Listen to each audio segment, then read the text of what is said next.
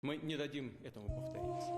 Russian President Vladimir Putin has vowed to punish Wagner mercenary boss Yevgeny Prigozhin for an armed mutiny by the militia. He said that Russia is facing state treason. In a televised address on Saturday, he said authorities will take decisive action to stabilize the situation in Rostov, a southern Russian city which Wagner says it's taken control of. Footage shot by Reuters showed heavily armed Wagner troops and military vehicles posted in the city streets.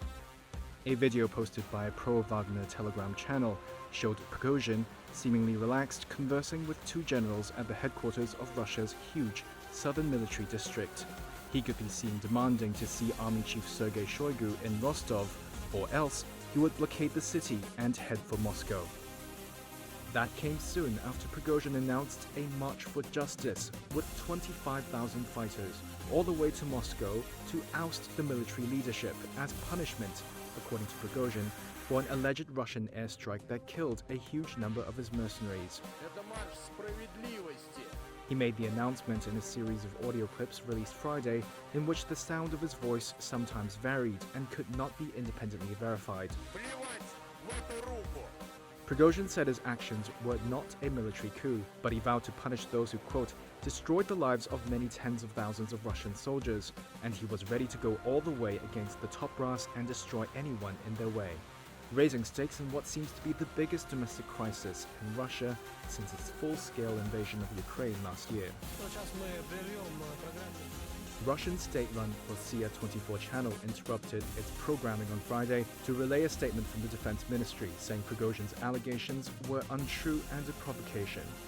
Russia's Federal Security Bureau urged Wagner fighters, quote, not to make irreparable mistakes, not to carry out the criminal and traitorous orders of Prigozhin, and to take measures to detain him.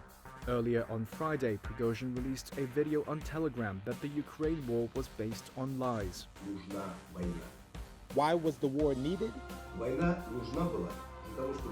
The war was needed so that a handful of scumbags could have a blast and get PR attention showing how strong the army is. It's the first time he's publicly rejected Moscow's official justification of the war, which is a criminal offense in Russia.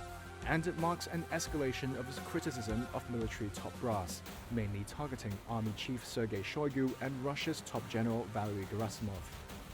Prigozhin's militia spearheaded the capture of Bakhmut last month at an enormous human cost.